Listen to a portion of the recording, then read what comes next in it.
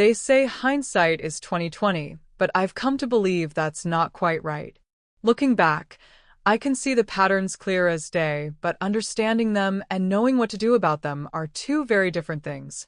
My name is Margaret Hensley, and at 62, I finally learned the difference between being kind and being foolish.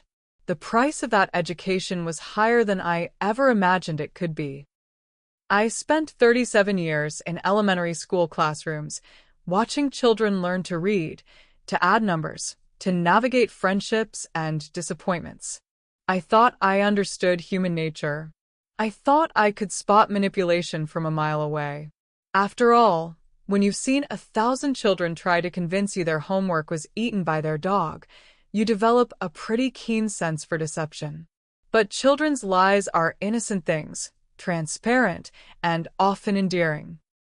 Adult deception is something else entirely. It's patient, sophisticated, and it wears the mask of love. The story I need to tell begins long before I realized I was living in the middle of it. It begins with Rebecca, my daughter, my only child, and the choices I made trying to protect her from a pain I thought I understood. Rebecca was 15 when Thomas and I divorced. 15 is a terrible age for a girl to watch her parents' marriage disintegrate, but then again, I'm not sure there's ever a good age for that kind of devastation. She was caught between childhood and adulthood, between loyalty and independence, between the mother, who was there every day, and the father, who suddenly wasn't. The divorce itself was ugly in the way that only the end of a long marriage can be. 22 years of shared life don't untangle easily, especially when money is involved, and there was money. A substantial amount, actually. My mother had passed away 2 years before, leaving me an inheritance of $400,000. It was more money than Thomas and I had ever dreamed of having. It should have been a blessing. Instead, it became the rope that strangled what was left of our marriage. What I discovered during the divorce proceedings was that Thomas had moved portions of that inheritance into investment accounts and a certificate of deposit. When I confronted him about it, demanding to know why my mother's money wasn't sitting safely in our regular savings account where I could see it, his explanations felt evasive and overly complicated. He talked about protecting assets from potential creditors after we'd received some threatening letters from a hospital billing department following a medical emergency I'd had the year before. He mentioned investment opportunities and legal strategies for asset protection. All I heard was that my mother's money, the final gift she'd given me, was somewhere I couldn't easily access it, controlled by financial instruments I didn't understand, managed by people I'd never met. When I demanded that he move it back to our joint savings account, he explained that the investments and the CD had early withdrawal penalties and that we'd lose thousands of dollars if we cashed them out prematurely. It felt like he was holding my inheritance hostage with complicated financial rules I couldn't understand.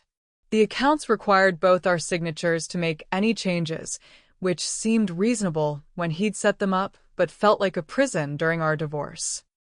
Every lawyer I consulted told me the same thing. The money was legally mine, but accessing it would require Thomas's cooperation or a lengthy court battle that might cost more than it was worth. Rebecca absorbed every argument through thin walls and teenage ears that heard everything. She witnessed my frustration, my tears, my growing conviction that Thomas was deliberately keeping me from money that belonged to me. She heard me on the phone with lawyers, heard me questioning whether I'd ever really known the man I'd married, heard me wondering aloud how someone could claim to love me while making it impossible for me to access my own inheritance. The loyalty she showed me during those months was fierce and absolute. When Thomas tried to explain his reasoning to her, she refused to listen. When he asked to spend time with her, she declined. When he called, she wouldn't come to the phone. She became my defender, my advocate, my ally in a war I thought we were fighting together.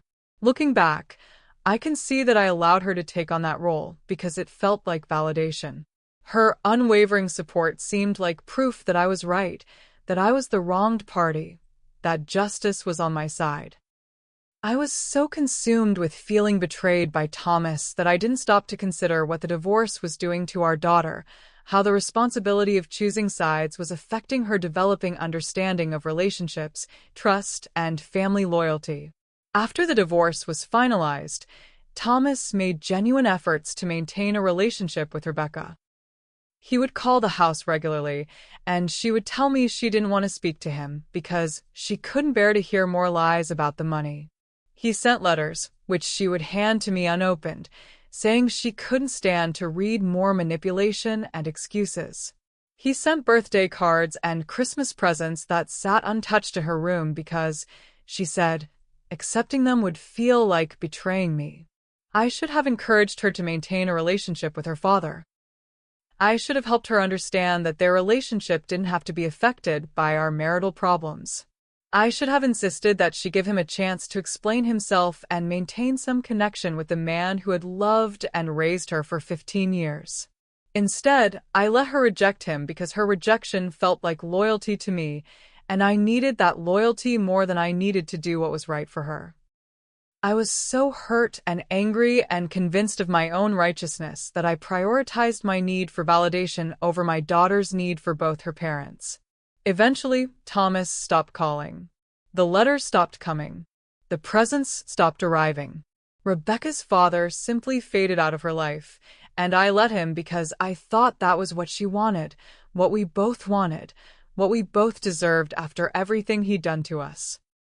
What I didn't understand then was how completely I was allowing my daughter to take on the role of my protector and advocate. She was 17 when she started helping me organize bills and paperwork, saying I seemed overwhelmed by all the administrative work that came with being newly divorced and managing finances alone. She was 18 when she began reviewing my tax documents, explaining that she'd learned about financial management in her high school economics classes and wanted to help me avoid mistakes. She was 19 when she suggested it might be easier if she handled some of my mail, since she was living at home anyway, and I was always so tired after work. Each step seemed logical, helpful, born out of love and a daughter's natural desire to help her increasingly overwhelmed mother. Rebecca was bright, always had been. She'd graduated third in her high school class and received a partial academic scholarship to study business and accounting at the state university. These were practical subjects that would serve her well, she said, and her coursework was giving her knowledge about financial management that I'd never had. I was proud of her competence, grateful for her help, and relieved to have someone I trusted handling details that felt increasingly burdensome and confusing. Teaching elementary school is exhausting work under the best circumstances, and doing it while navigating divorce recovery and single parenthood felt overwhelming most days. During Rebecca's college years, she would come home on weekends and help me sort through bills, organize tax documents, and deal with any official correspondence that seemed too complicated or stressful for me to handle alone. She had a natural aptitude for understanding financial terminology and legal language that impressed me. She could explain insurance policies, investment statements, and property tax assessments in ways that made sense to me when the original documents left me feeling confused and intimidated. I trusted her completely, the way you trust your own reflection in the mirror. She was my daughter. She was the child I had raised to be honest, responsible, and kind. The possibility that she might have her own agenda, her own financial interests that might not align with mine, simply never occurred to me. After college, Rebecca married Daniel Lawson, a quiet young man who worked as a financial analyst at a local credit union. He seemed to adore her, and they appear to have a stable, loving relationship built on shared values and compatible life goals. They bought a modest starter home, managed their money carefully, and seem to be building the kind of responsible adult life that every parent hopes their child will create. When Emma was born 2 years after their wedding, I felt like my life was complete in ways I hadn't expected. Being a grandmother brought me joy that was different from anything I'd experienced before, deeper and more unconditional than the satisfaction I'd found in my career or even in raising Rebecca herself. Emma was followed by Jack 3 years later, and suddenly I had a family that felt whole and purposeful in ways it hadn't since my divorce. Rebecca and Daniel were conscientious parents who worked hard to provide for their children, but like most young families, they struggled financially. When they needed help with a down payment for a larger house as their family grew, I contributed $15,000 from my savings. When Daniel was laid off during a company downsizing, I helped with their mortgage payments for 4 months until he found new employment. When Emma needed surgery to correct a minor heart defect, I covered the insurance deductible and helped with the time off work. This is what mothers do, I told myself. This is what grandmothers do. This is what family means. I had money sitting in accounts earning modest interest, and they had real needs that my money could address. It seemed selfish and pointless to hoard resources while my daughter's family struggled with expenses I could easily handle. By the time Rebecca turned 28, she was essentially managing most of my financial affairs. The transition had been so gradual and seemed so natural that I barely noticed how much control I'd handed over. She had convinced me to grant her power of attorney, explaining that it was just a precautionary measure in case something happened to me and she needed to pay bills or handle emergencies while I was unable to do so myself. The power of attorney document was thick and full of legal language that I didn't fully understand, but Rebecca walked me through the key points, explaining that it would allow her to handle banking, pay bills, deal with insurance companies, and manage my investments if I was ever hospitalized or otherwise incapacitated. It seemed like a reasonable precaution for a single woman in her 50s with no other family nearby. What I didn't realize was how broad the powers were that I was granting, how many financial decisions Rebecca would be legally authorized to make on my behalf, how difficult it would be to revoke those powers once I'd granted them. Rebecca explained the document as a simple emergency authorization, but the actual language gave her nearly unlimited control over my financial life. She was receiving copies of all my bank statements and investment reports, handling all communications with my mortgage company and insurance providers, and dealing with any legal or financial correspondence that seemed too complicated or stressful for me to manage alone. I was grateful for her expertise and her attention to details that I found boring or intimidating. I trusted her completely because I needed to trust her. My work was demanding, my social life was limited, and managing the administrative aspects of adult life felt increasingly burdensome as I got older. Rebecca's help allowed me to focus on my students, my house, and the simple pleasures of daily life without worrying about whether I was making financial mistakes or missing important deadlines. More importantly, Rebecca and her family had become my entire social world.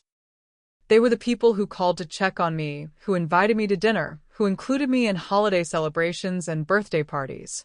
They were my only regular source of companionship and connection, and I depended on their presence in my life for emotional satisfaction and social stimulation.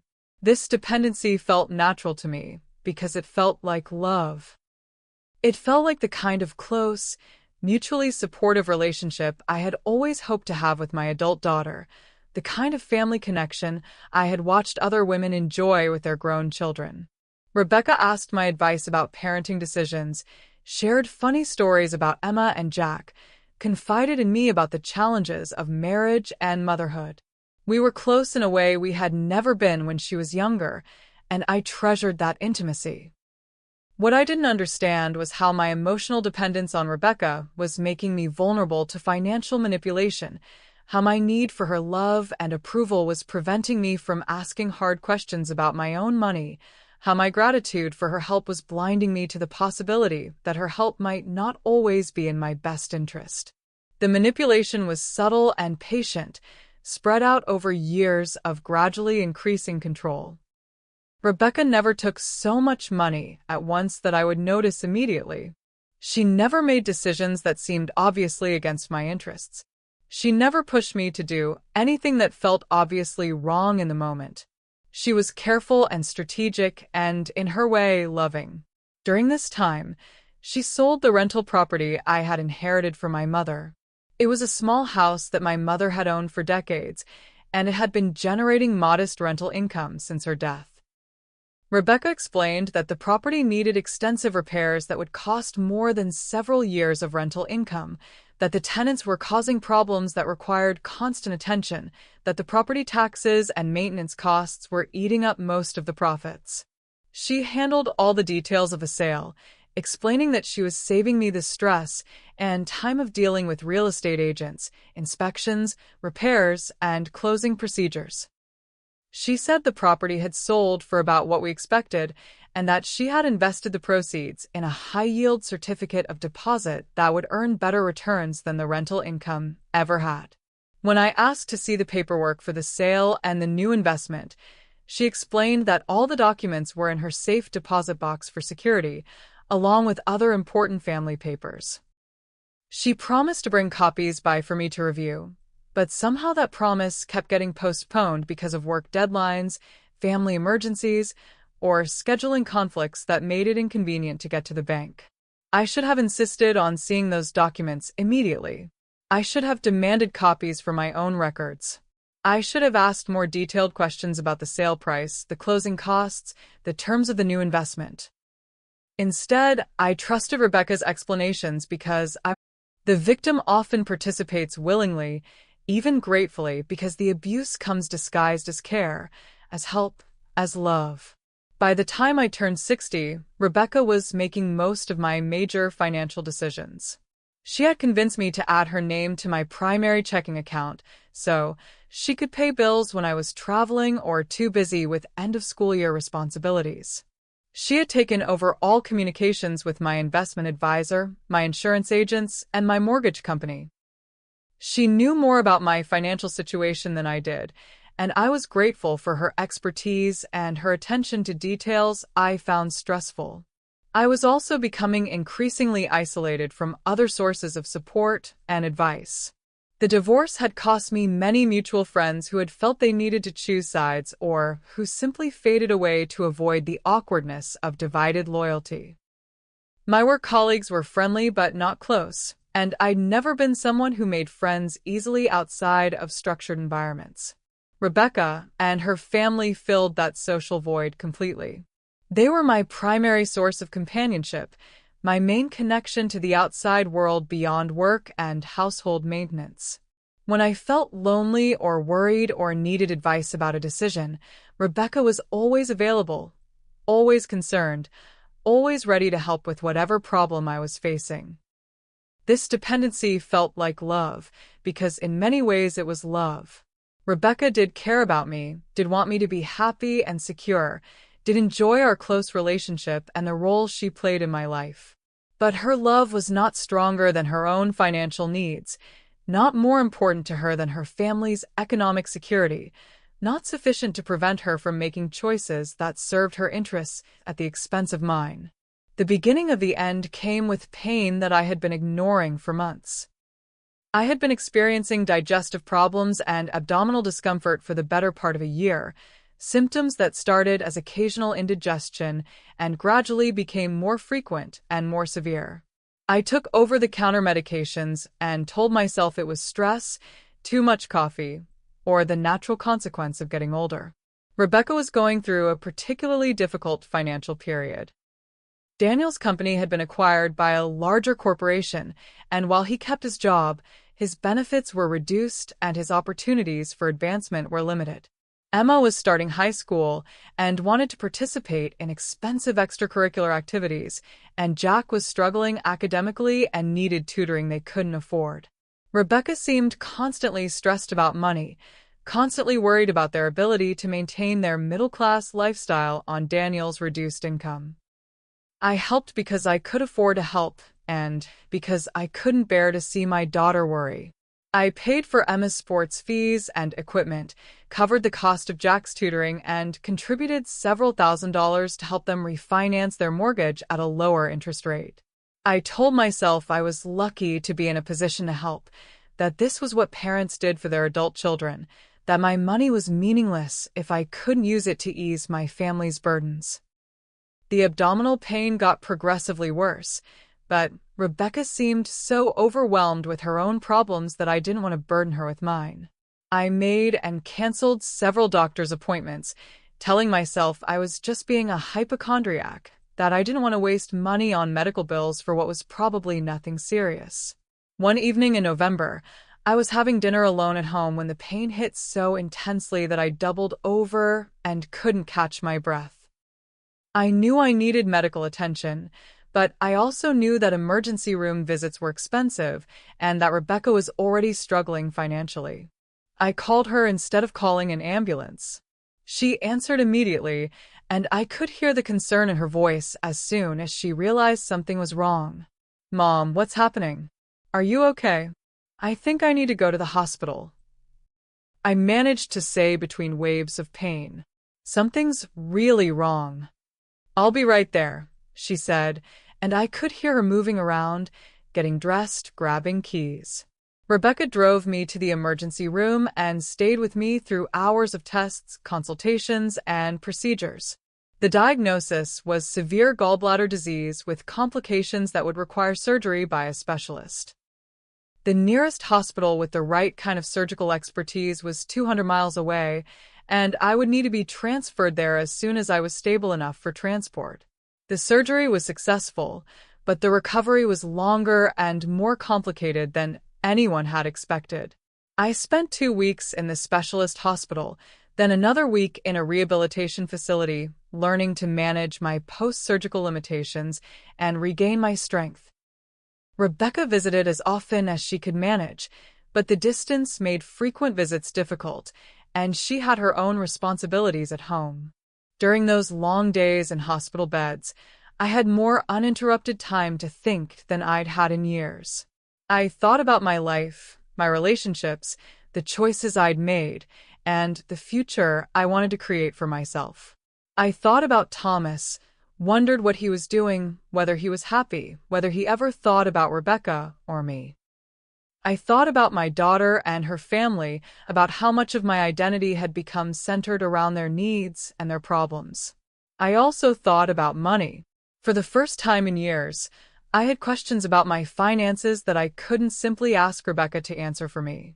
I wondered exactly how much money I had, where it was invested, what the medical expenses were going to cost, whether I had adequate insurance coverage for the rehabilitation I was going to need. More troubling, I started to wonder about some of the financial decisions that had been made on my behalf over the years. The sale of my mother's property, the various investments Rebecca had recommended, the money I'd contributed to her family's expenses, the accounts and policies that she managed for me.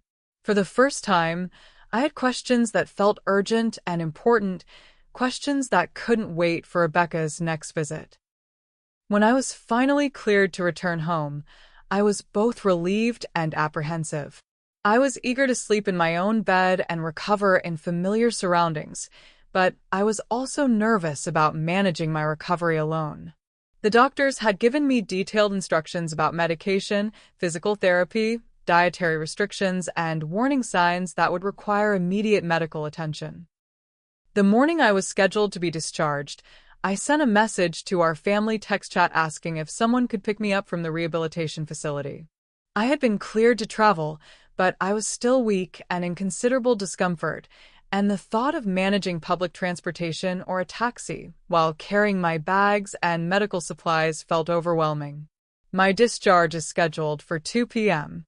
Can someone pick me up? I'm still in a lot of pain and would appreciate the help getting home safely." I sent the message around 10 in the morning, giving several hours of notice and making it clear that I wasn't in good shape to manage transportation on my own. I expected Rebecca to respond immediately with reassurance and pickup arrangements. Instead, what I received was a painful lesson in priorities.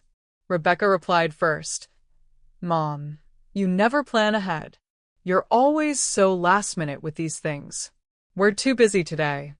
Then Daniel added, "Just take an Uber or call a taxi.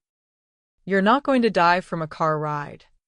I stared at my phone, reading their responses over and over, trying to understand how the people who claimed to love me most could be so dismissive of my needs. I had been hospitalized for 3 weeks with a serious medical condition.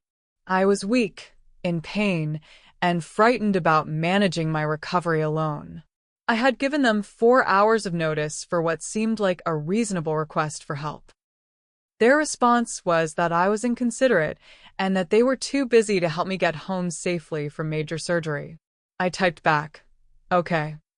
But sitting in that sterile rehabilitation facility room, looking at those messages, I realized that okay was not actually how I felt. I felt abandoned, dismissed, treated like an inconvenience by the people who should have cared most about my well-being.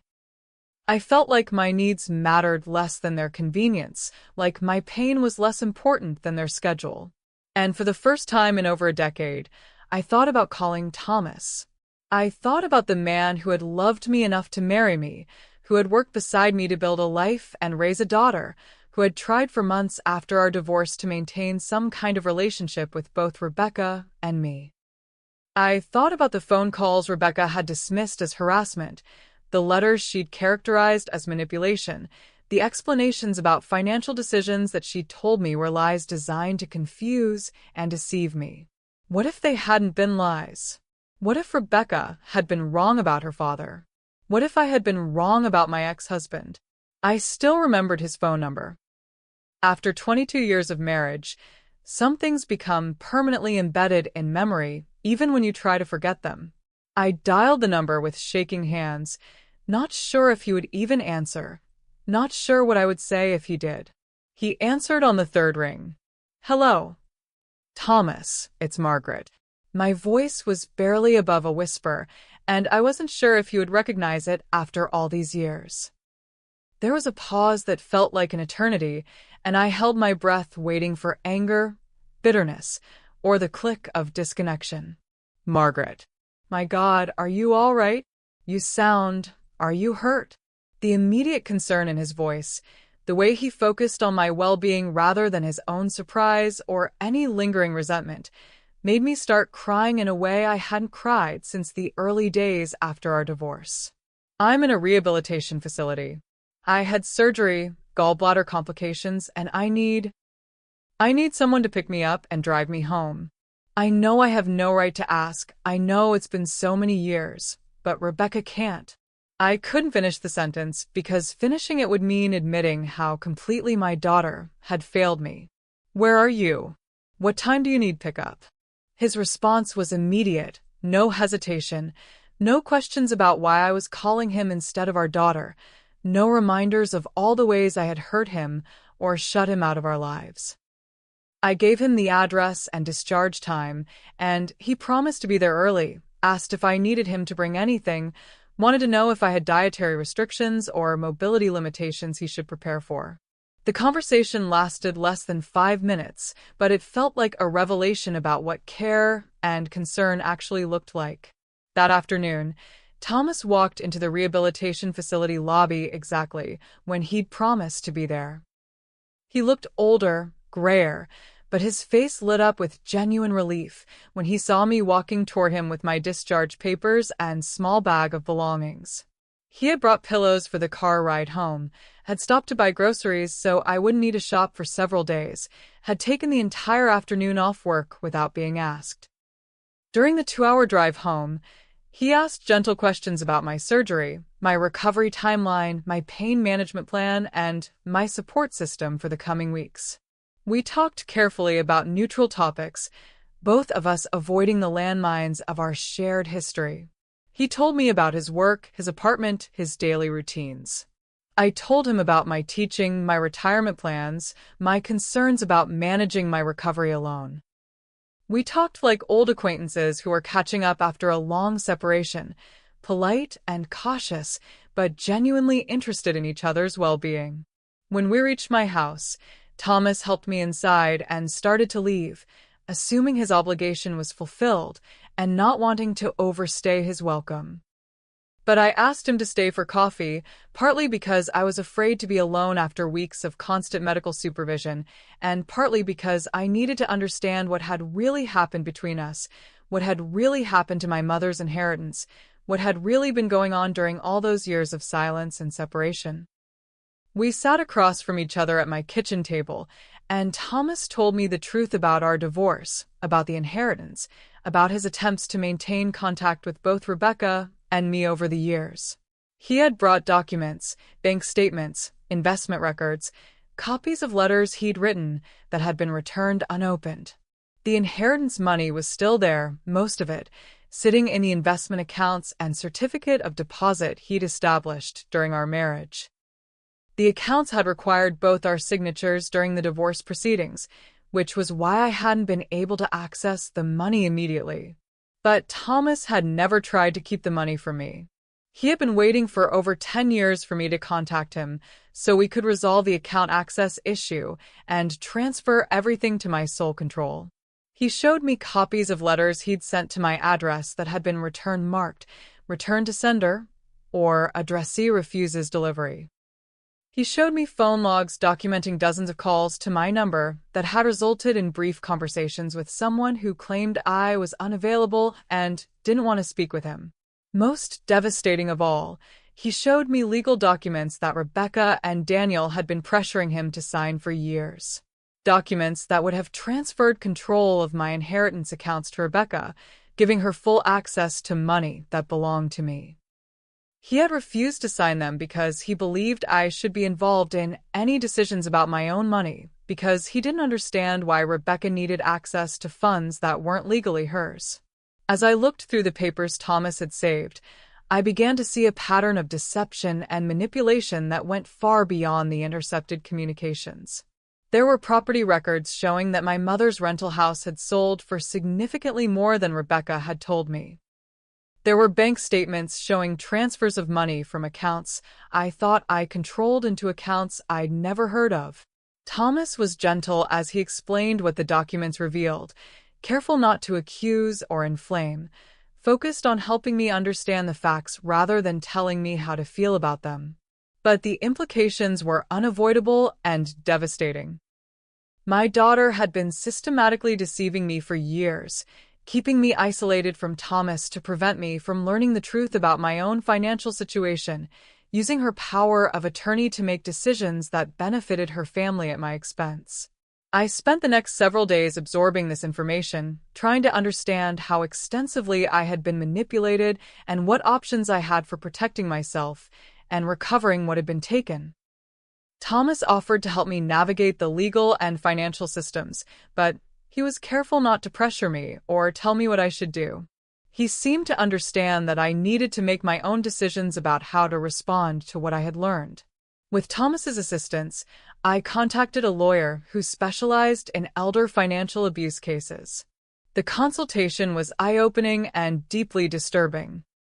The lawyer explained that financial abuse by adult children was far more common than most people realized, that the patterns of manipulation I described were textbook examples of how these crimes typically developed. More troubling was her assessment of my legal options. While some of the money could potentially be recovered through civil litigation, much of it was probably gone permanently, moved through transactions that would be expensive and time-consuming to challenge.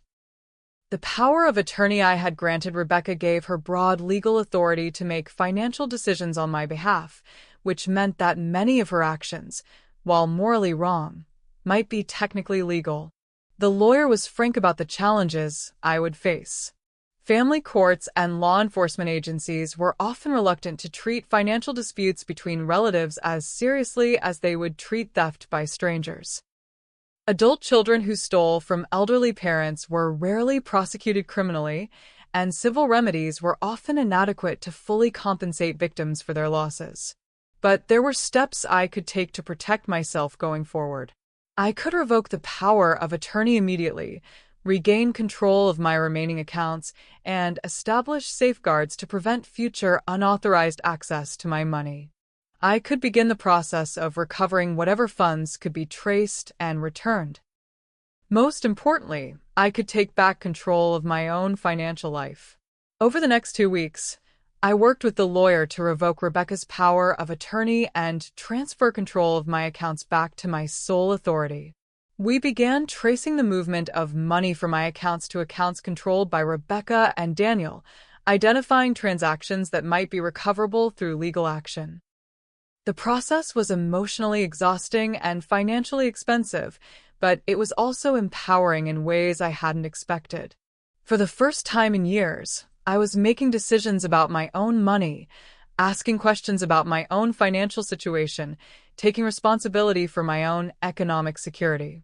I was no longer dependent on Rebecca's explanations or approvals for understanding my own circumstances. Thomas served as my temporary emergency contact and backup decision-maker during this transition period, but the arrangement was carefully structured to ensure that I maintained primary control over all decisions while having access to support if I needed it. The lawyer helped us draft documents that would protect me from future financial abuse while preserving my autonomy and independence. 3 weeks after I returned home from the hospital, Rebecca and Daniel came to my house unannounced. They had been trying to reach me by phone, but I had been screening my calls while I worked with the lawyer to understand my situation and plan my response. They had seen Thomas's car in my driveway on several occasions, and they were clearly suspicious and upset about his presence in my life. When I opened the door, Rebecca immediately began talking, her voice high and strained in a way I had rarely heard from her. "Mom, what is going on? Why is Dad here? How could you let him back into your life after everything he did to you, everything he did to our family?"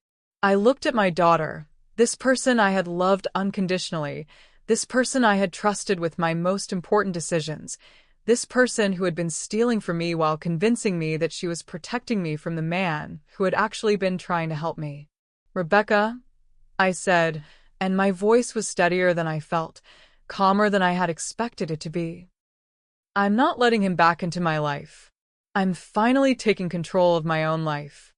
I explained that I had learned about the inheritance accounts, about the property sale, about the money that had been transferred without my knowledge or consent. I told her that I had revoked her power of attorney and regained control of my financial affairs. I made it clear that Thomas was helping me understand what had happened, not manipulating me into new mistakes. The conversation that followed was painful and ugly in ways that family confrontations always are. Rebecca insisted that everything she had done had been for my own good, to protect me from Thomas's manipulation, to ensure my financial security as I aged. She claimed that the money she had taken had been used for expenses that benefited me, that the property sale had been necessary to avoid bigger losses, that her management of my affairs had saved me from making costly mistakes. Daniel was more direct in his anger, demanding to know what lies Thomas had told me, what legal action I was planning to take, whether I intended to try to destroy their family over what he characterized as misunderstandings about financial management. He threatened to limit my access to Emma and Jack if I continued to work with lawyers who were, he claimed, only interested in generating fees by encouraging family conflicts. I listened to their explanations, their justifications, their threats, and I realized that they genuinely believed they were the wronged parties in this situation. They had convinced themselves that taking my money was somehow protecting me, that deceiving me was somehow caring for me, that isolating me from Thomas was somehow keeping me safe. But I no longer cared about their rationalizations or their anger. I cared about protecting what remained of my independence and my resources. I cared about ensuring that Emma and Jack would have opportunities their parents might not be able to provide. I cared about rebuilding relationships that had been damaged by years of manipulation and lies. I told Rebecca and Daniel that I would always love them and that they would always be welcome in my home, but that our relationship would have to be rebuilt on a foundation of honesty and respect for my autonomy. I made it clear that I would no longer accept their management of my financial affairs and that future interactions would need to acknowledge what had happened between us.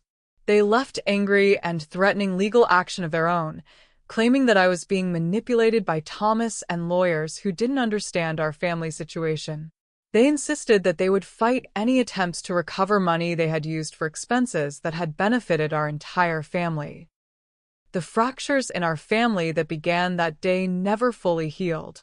Rebecca and Daniel did maintain some contact with me, but it was strategic and careful, designed to preserve their access to Emma and Jack while monitoring my relationship with Thomas and my legal efforts to recover stolen funds.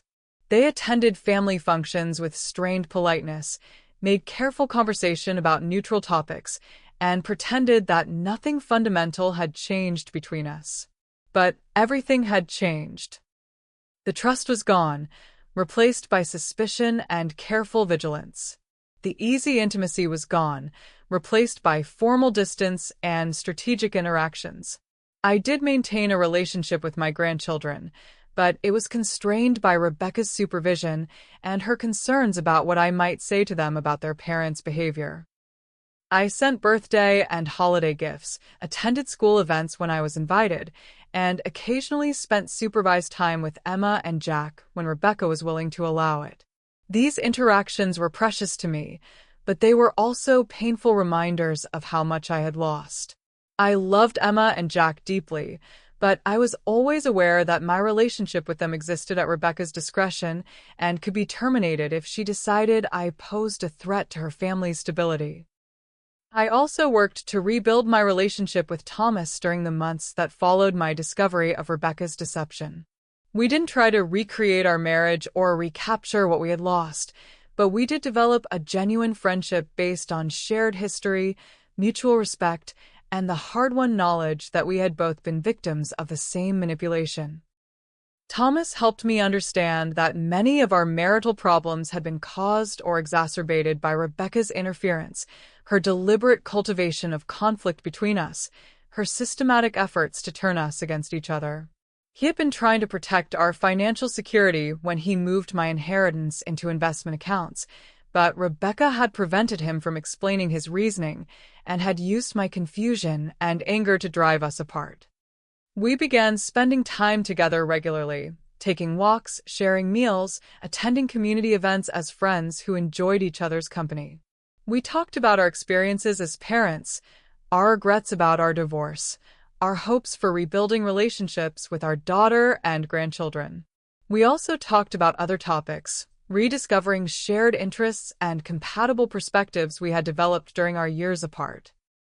The legal resolution of my case took nearly 18 months and was both more successful and less satisfying than I had hoped.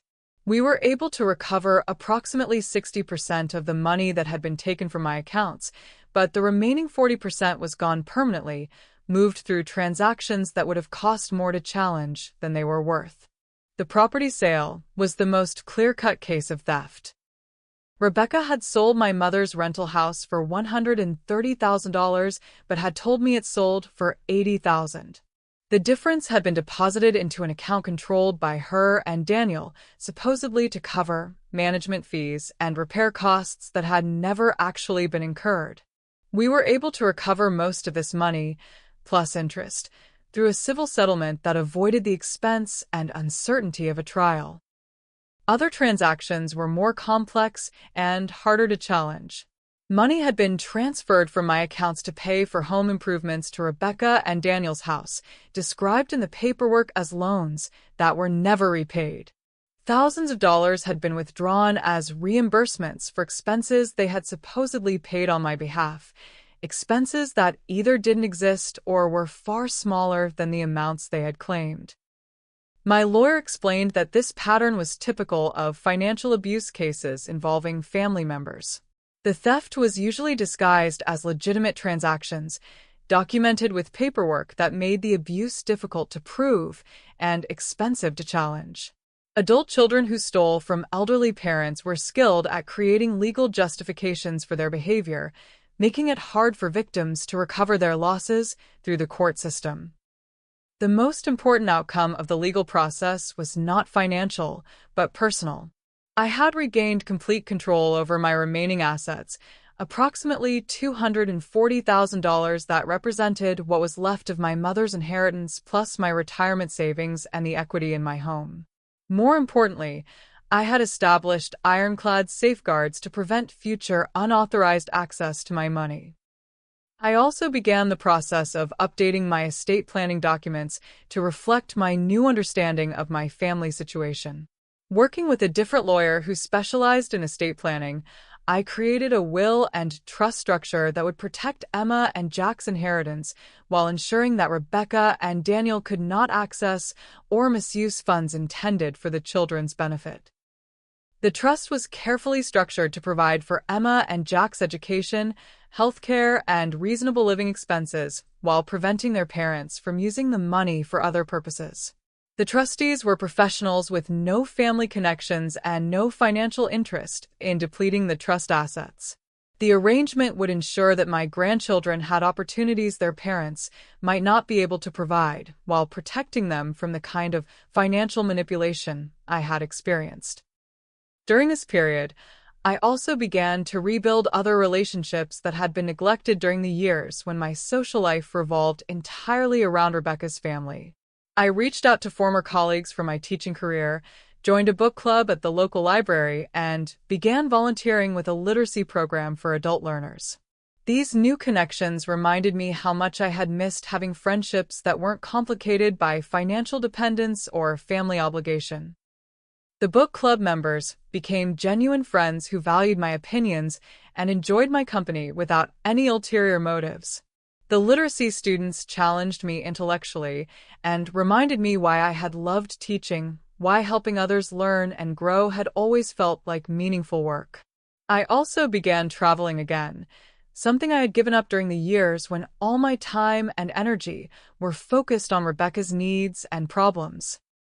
Thomas and I took a trip to Ireland, a destination we had talked about visiting during our marriage but had never been able to afford. We also visited my sister in California, something I hadn't done in over 5 years because Rebecca had always found reasons why the timing was inconvenient or the expense was unnecessary. Each trip felt like a reclamation of possibilities I had set aside, parts of myself I had forgotten existed. I discovered that I enjoyed traveling more than I had remembered, that I was more adventurous and more capable of independence than I had believed during the years when I relied on Rebecca for so much practical and emotional support. The relationship between Thomas and me during this period was different from our marriage, but precious in its own way. We had both been scarred by our divorce and by Rebecca's systematic manipulation of our family relationships. We both carried guilt about how our marriage had ended and regret about the years we had lost with each other and with our daughter. We didn't try to recreate what we had lost or pretend that we could go back to being the people we had been 20 years earlier. Instead, we built something new, a friendship based on shared history, mutual respect, and the hard-won knowledge that we had both been victims of the same deception. Thomas never pressured me to remarry him or suggested that we try to rebuild our romantic relationship. He seemed to understand, as I did, that some kinds of damage can't be undone, only accepted and worked around. But we genuinely enjoyed each other's company in ways that felt both familiar and surprisingly fresh. We took regular walks together, sharing memories and observations about our neighborhood, the changing seasons, and the small details that mark the passage of time. We cooked together occasionally, rediscovering the easy domesticity that had once been the foundation of our daily life. We watched movies, discussed books, and argued about politics with the comfortable intensity of people who know each other well enough to disagree without taking offense. Thomas helped me understand that many of our marital problems had been caused or exacerbated by Rebecca's deliberate interference. She had cultivated conflict between us by misrepresenting our conversations to each other, by encouraging each of us to see the other as unreasonable or uncaring, by positioning herself as the reasonable mediator in disputes she had often created or inflamed. This understanding didn't eliminate the genuine problems that had existed in our marriage, but it helped us both recognize how much of our conflict had been manufactured by someone who benefited from keeping us divided and angry. If we had been able to communicate more directly, if we had been willing to seek professional help for our financial and relationship problems, if we had recognized Rebecca's manipulation earlier, we might have been able to preserve our marriage and protect ourselves from years of deception. But dwelling on what might have been felt less important than appreciating what we had managed to rebuild. In some ways, Our friendship in those final years was deeper and more honest than our marriage had ever been.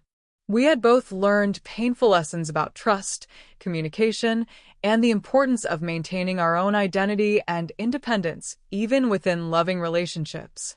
18 months after I had called Thomas from the rehabilitation facility, I received devastating news. Routine blood tests during my annual physical had revealed abnormalities that required immediate follow-up. Additional testing confirmed that I had developed a rare form of blood cancer, likely related to the stress and immune system suppression I had experienced during my prolonged recovery from financial abuse and family conflict. The oncologist was cautiously optimistic about treatment options, but she was also realistic about my prognosis. The cancer was aggressive, and my age and overall health status meant that intensive treatment might not be advisable. We could try chemotherapy and radiation, but the side effects might be worse than the disease itself, and the likelihood of long-term remission was uncertain. I decided against aggressive treatment after consulting with multiple specialists and considering my options carefully. I chose instead to focus on quality of life, pain management, and spending my remaining time in ways that felt meaningful and satisfying. The doctors estimated that I had between 6 months and 2 years to live, depending on how quickly the disease progressed.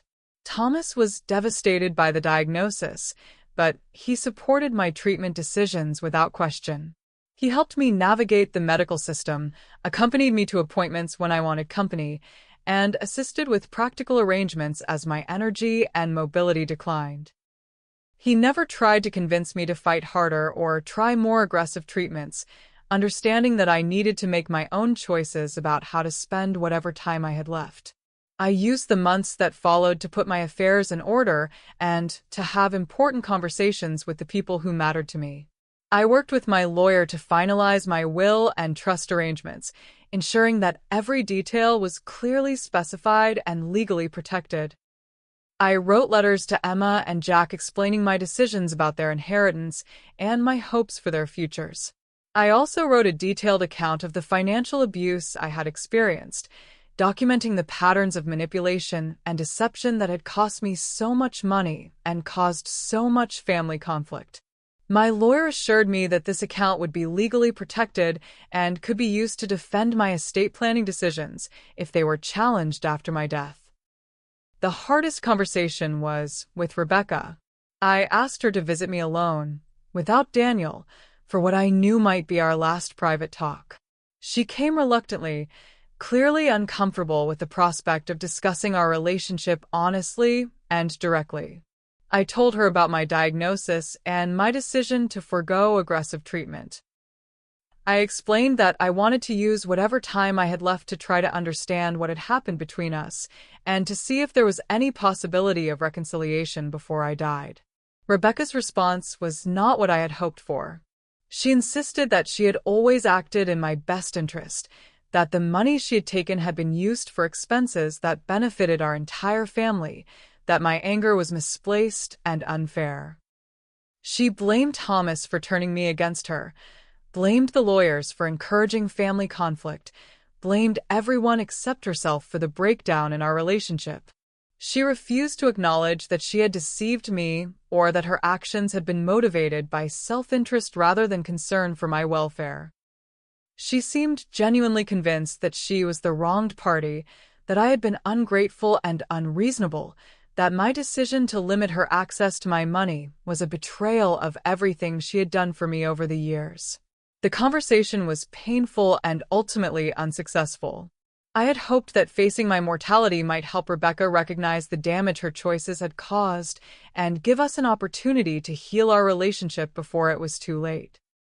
Instead, I realized that she was incapable of acknowledging responsibility for her actions or expressing genuine remorse for the pain she had caused. I told her that I loved her and that I forgave her, but that I could not pretend that nothing had happened between us. I explained that my will would provide generously for Emma and Jack, but that she and Daniel would receive only token inheritances. I made it clear that this decision was final and that challenging it would only reduce the amount of money available for the children's benefit. Rebecca left angry and hurt, insisting that she would fight my will and that she would not allow me to punish her children for what she characterized as a misunderstanding about financial management. I never saw her alone again after that conversation, though she did visit occasionally with Emma and Jack during my final months. I spent my last Christmas with Thomas, Emma, and Jack. Rebecca and Daniel were invited, but chose not to attend, apparently too angry about my estate planning decisions to participate in family celebrations. The holiday was bittersweet but genuinely happy in ways that surprised me. Emma and Jack were old enough to understand that I was seriously ill, and they were unusually affectionate and attentive in ways that touched me deeply. Thomas gave me a photo album he had created, filled with pictures from our marriage, Rebecca's childhood, and the grandchildren's lives. Many of the photos were ones I had never seen, images he had preserved through all the years of separation and conflict. Looking through those pictures, I was reminded of the good times we had shared as a family, the love that had existed alongside all the problems and disappointments. I died peacefully in my sleep on a February morning, 6 months after my cancer diagnosis. Thomas found me when he came by for usual morning coffee, and he said later that I looked peaceful, as if I had simply decided it was time to let go. The reading of my will took place 3 weeks after my funeral, attended by Rebecca, Daniel, Emma, Jack, Thomas, and my lawyer. The document was comprehensive and legally unassailable, the product of months of careful planning and consultation with multiple experts. Emma and Jack each inherited trust funds that would provide for their education, health care, and reasonable living expenses until they reached the age of 35, at which point they would gain full control of their inheritance. The trusts were managed by professional trustees with specific instructions about how the money could and could not be used. Rebecca and Daniel each received exactly $1,000, an amount large enough to prevent them from claiming they had been forgotten, but small enough to make clear that their minimal inheritance was intentional. The will also included a sealed letter I had written to Rebecca, explaining my reasoning and expressing my final thoughts about our relationship. Thomas inherited my house and a modest cash bequest that would allow him to live comfortably for the rest of his life. The will recognized his friendship and support during my final years and ensured that he would not be left homeless or financially insecure as he aged. The remainder of my estate, approximately $150,000, was donated to organizations that provided legal assistance to elderly victims of financial abuse and educational programs for families at risk of financial exploitation. As expected, Rebecca and Daniel contested the will, hiring lawyers and spending months trying to prove that I had been mentally incompetent when I wrote it, that Thomas had manipulated me into changing my estate plan, or that they deserved larger inheritances based on their years of care and assistance. The legal challenge was ultimately unsuccessful, but it wasn't completely without cost. The litigation depleted some of the estate's assets and delayed the distribution of inheritance funds to Emma and Jack.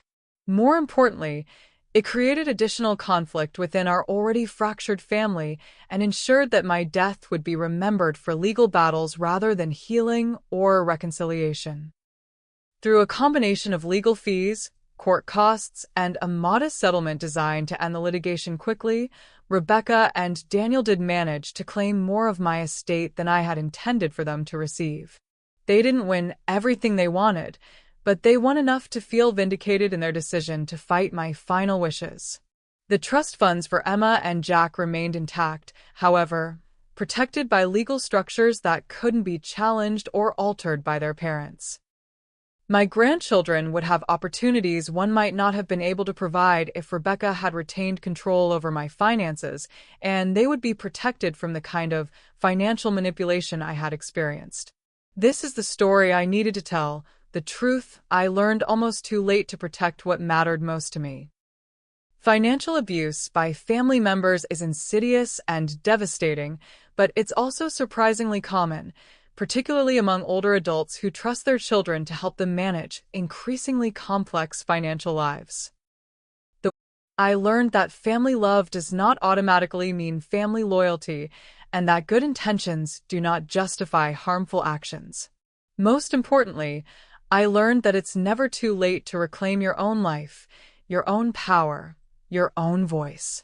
Even at 60, even after years of manipulation and control, even in the face of family disapproval and social awkwardness, it's possible to stand up for yourself, to protect what's yours, to demand the respect and honesty you deserve. The price of that knowledge was higher than I ever imagined it could be. I lost my daughter, at least the daughter I thought I had. I lost the illusion of family harmony, the comfort of unquestioned trust, the security of believing that the people closest to me would always put my interests before their own. But I gained something precious too. I regained control over my own life and resources. I rediscovered friendships and interests I had abandoned. I rebuilt a relationship with Thomas that was different from our marriage, but valuable in its own way. Most importantly, I gained the knowledge that I was stronger than I had thought, more capable of independence than I had believed, more deserving of respect and honesty than I had demanded. In the end, the most valuable thing I reclaimed was my own voice, my own power to say no, to set boundaries, to make decisions based on my own judgment rather than someone else's interpretation of what was best for me. That voice, that power, that autonomy was worth every difficult conversation, every legal battle, every relationship that couldn't survive the truth. If I could give advice to other women in similar situations, it would be this. Maintain your own financial knowledge and control, no matter how much easier it seems to let someone else handle the details. Ask questions, demand documentation, seek independent advice when making major financial decisions. Trust the people you love, but verify their actions through your own research and professional consultation. Most importantly, remember that it is never too late to reclaim your power, your voice, your right to make decisions about your own life and resources. Even if you have been deceived for years, even if changing course will disappoint people you care about, even if the truth is more painful than the illusion, you deserve to live with dignity, autonomy, and honest relationships. The price of that truth may be higher than you expect, but the cost of continued deception is always higher in the end. I learned that lesson almost too late, but not quite too late to make the changes that mattered most. In the end, that made all the difference.